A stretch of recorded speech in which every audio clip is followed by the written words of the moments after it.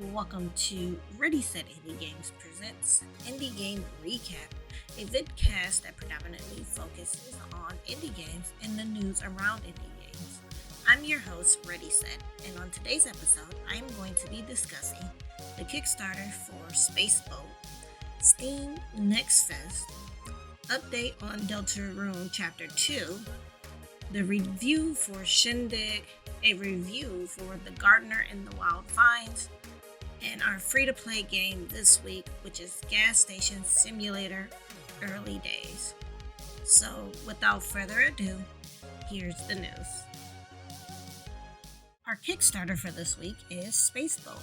Before I go into a little bit about the Kickstarter, I do want to take the time to shout out the marketing director, Wolfie Lore, for reaching out to me about the Kickstarter for Spaceboat and providing me with the pre-demo to play so that I could talk about it on this vidcast.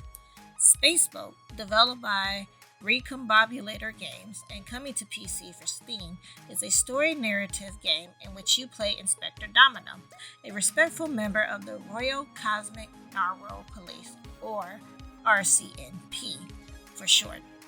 Inspector Domino is on the chase for an intergalactic jewel thief, which rumor has it the thief is headed towards the intergalactic cruise liner Princess Andromeda, and thus your journey begins. From what I played of the game, I really enjoyed it. Graphically, it looks pleasing to the eyes, the voice acting was done very well and kept me entertained and engrossed in the story. Also, I do want to take the time and say that the opening theme for the game is fantastic as well. Spaceboat Kickstarter will offer a longer demo than the pre-demo that I played when its Kickstarter starts on October 5th, 2021. So be sure to head over to the Kickstarter page to be notified when the Kickstarter goes live. As always, if you cannot support the Kickstarter financially, please go ahead and share the Kickstarter because it does help out a lot. Another way to help Spaceboat is to also wishlist the game on Steam. In more indie game news, I wanted to take the time to point out that the next Steam Next Fest will be starting this Friday, October the 1st at 1 p.m. Eastern Standard Time, 10 a.m. Pacific, and will be going until October the 7th. For those of you who are not familiar with Steam Next Fest, I like to say it's like a digital gaming convention in which there will be live streams going on Steam, as well as hundreds and hundreds of demos to try out. This will also be a great time to try out some games and to add to your wish list.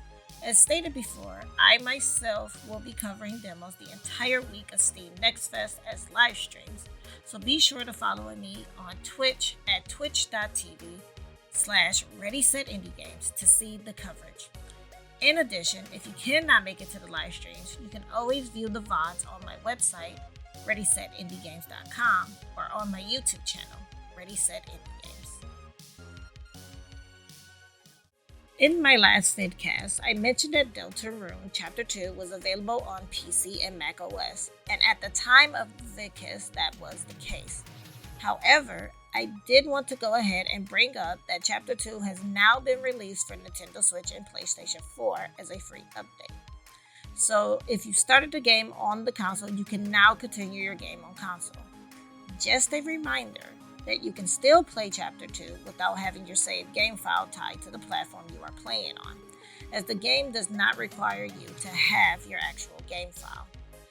Therefore, Chapter 2 is now available on PC, macOS, PlayStation 4, and Nintendo Switch, and it is free. Now, onto our reviews. Our first review is of the game Shingdig, which is developed and published by Imaginary Friend Games and can be found on PC, on Steam, for $7.99 USD.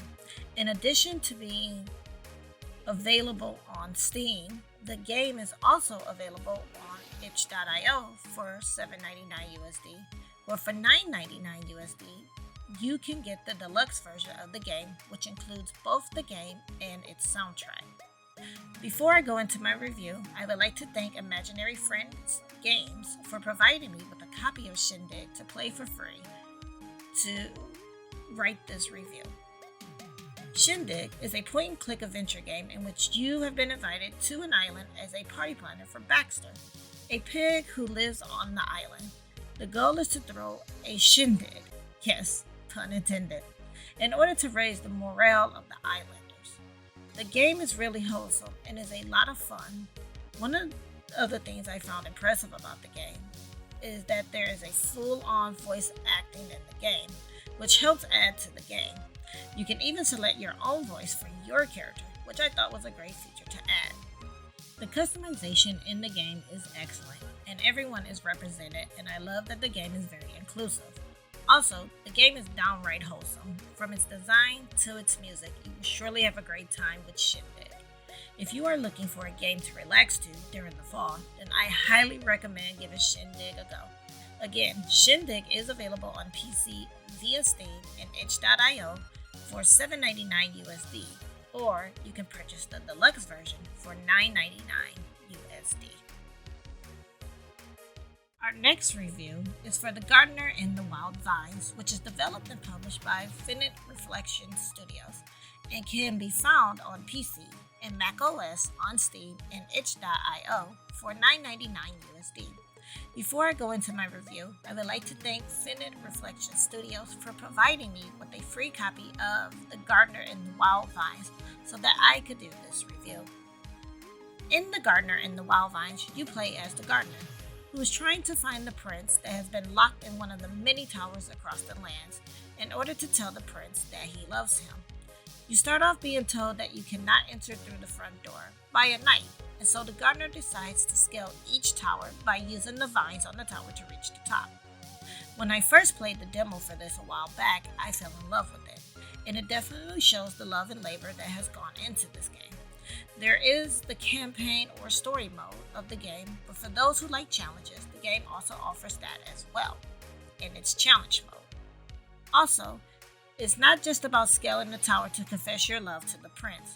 The game has now added collectibles into the game, which is not included when I played the demo, in which each level has its own lovebird that you must collect. However, there is a time limit on when to collect them, so you will have to be a little quicker if you want to collect the lovebirds. The controls of the game take a little getting used to, but once you get used to them, the game is a lot of fun, and with the difficulty of each tower increasing, the game does provide a challenge. If you are someone who enjoys love stories and challenging platforming games, I highly recommend The Gardener in the Wild Vines. You can try out The Gardener in the Wild Vines on PC and macOS, as there is a free-to-play demo for the game, so you can try it before you buy it. And if you do play the demo and decide to buy it, you can pick up right where you left off with the demo. Again, you can get The Gardener in the Wild Vines from Steam or itch.io for $9.99 USD. This week's free-to-play game is Gas Station Simulator Early Days and comes from Drago Entertainment. Gas Station Simulator Early Days is the demo to the game Gas Station Simulator, a simulation game that has been doing exceptionally well on Steam as of late. As I am a big fan of simulation games, I thought that I would give this one a go, especially since this one has a lot of buzz around it. Gas Station Simulator Early Days starts off with you playing some random person who, on a whim of driving on Route 66, sees a rundown gas station called the Dust Bowl and decides to purchase it by selling their car. Once you purchase the Dust Bowl, you are then taught some mechanics of the game. Some that are a little strange, such as throwing trash into the dumpster from different vantage points to get a high score. You then get a phone call from your uncle who tells you he is sorry you had to sell your car, but excited that you have made the investment of the gas station and helped you along the way to run the gas station. Like other simulation games, in this one you get to renovate the gas station and bring it back to its former glory. Run off Dennis, which I felt was a clever addition and a nice little Easter egg to the game for those of you who may be old enough to know what I am referring to, and serve the customer by filling their tanks up for them. There were some interesting things in the game, like when I went to throw a piece of garbage in a dumpster, I took off soaring through the air, which was funny. And there is a little arcade game in which you drive an RC car through checkpoints. Overall, the game is a lot of fun and relaxing, and I do recommend trying out Gas Station Simulator Early Days for yourself. And if you do enjoy it, then go ahead and purchase the full version of the game, which is Gas Station Simulator. And it is going for $19.99 USD on Steam, Humble Bundle, and Fanatical. That is going to do it for this week's episode of Indie Game Recap. I hope that you enjoyed the content, and if you do enjoy the content, I hope that you might check out my other content by visiting my link tree at www.linktr.ee/ReadySetIndieGames. Also, if you enjoyed the content and would like to support what I do, please feel free to donate to my Ko-fi page at kofi.com/ReadySetIndieGames. Until next time, this has been another Indie Game Recap with Ready Set Indie Games. I am Ready Set. Please be safe and keep gaming.